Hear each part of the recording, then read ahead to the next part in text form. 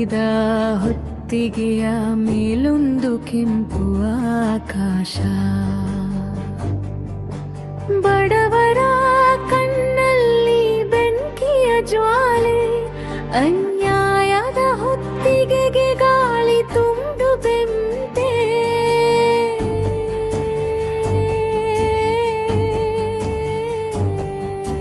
ಮರಳಿನ ಹಾದಿಯಲ್ಲಿ ಕಣ್ಣೀರಿನ ಮಡ್ಡಿ, ಮಗುವಿನ ಬಿಕ್ಕಟ್ಟಿಗೆ ಚಂದ್ರನು ಬೆಚ್ಚಿ ಬಿದ್ದಂತೆ. ಬಂಡವಾಳದ ಅರಮನೆಯಲ್ಲಿ ಹಾಸ್ಯ ಗದ್ದುಗೆ, ಹೊರಗೆ ಜನರ ನರಳಾಟದ ನಿಟ್ಟುಸು.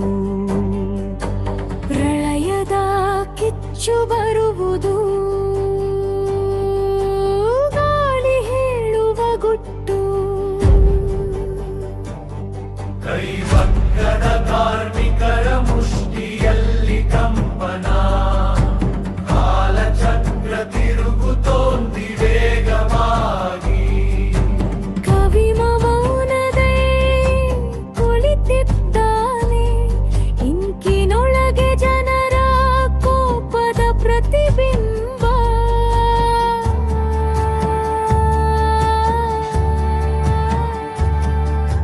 ಕಾಗದದ ಮೇಲೆ ಹೊತ್ತಿ ಉರಿಯುತ್ತಿವೆ ಸಾಲುಗಳು, ಪ್ರತಿ ಪದವೂ ಹೊಡೆತದಂತೆ. ಬಿಳಿ ಕುದುರೆಯ ನೆರಳು ಮೋಲಗಳಲ್ಲಿ ಮೂಡಿ, ದಿಗಂತದ ಗರುಖದಲ್ಲಿ ಜನ್ಮ ತಾಳುವ ಕಲ್ಕಿ. ಅವನ ಕತ್ತಿ ಮಿಂಚಿನಂತೆ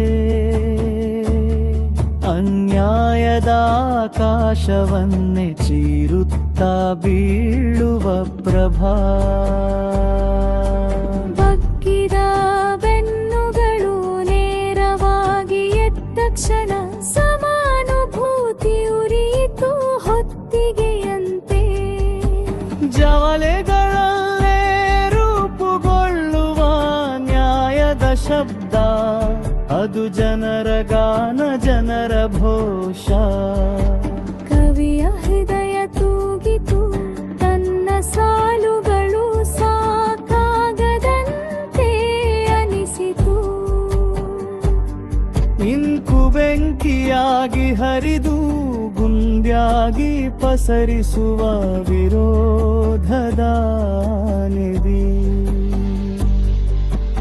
ಎತ್ತರದ ಕೋಟೆಗಳು ಕುಸಿಯುತ್ತಿವೆ, ಹಕ್ಕಿನ ಕೈ ಬಲವಾಯಿತು. ಮಹಾಜಾಲೆಗೆ ಮಾರ್ಗ ಬಿಡುತ್ತಾ ಜನ, ನಡೆದಾಡುವುದು ಕಾಲದ ಶಕ್ತಿ. ಕವಿ ಜನರೊಂದಿಗೆ ನಿಂತ ಕ್ಷಣ, ಅವನ ವಾಣಿ ಬದಲಾಗಿದೆ, ದೃಷ್ಟಿಕೋನ ಎತ್ತಿದೆ. ವಲಯದ ನೃತ್ಯದಲ್ಲಿ ದಿವ್ಯ ಕುಡುರೆ, ಆಕಾಶದ ತಂತಿಗಳಲ್ಲಿ ಮೂಡುವ ಸಂಗೀತ.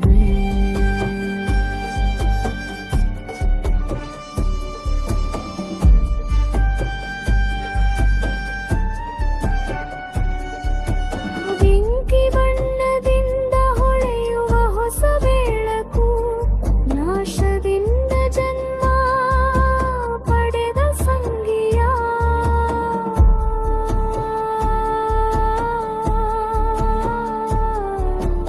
ಅನ್ಯಾಯದ ಬೆಟ್ಟಗಳು ಕರಗಿ, ಹೊಸ ಹಾದಿ ಮೂಡಿ ಬರುತ್ತಿದೆ.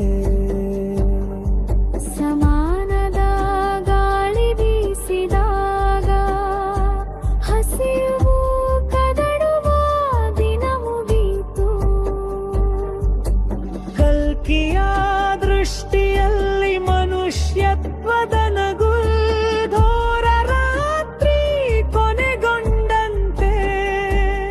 ಜನತೆಯ ಮುಷ್ಟಿಯಲ್ಲಿ ಪ್ರಭಾತದ ಕಿರಣ, ಬದಲಾಗುವ ಕಾಲದ ಜಾಗರಣೆ.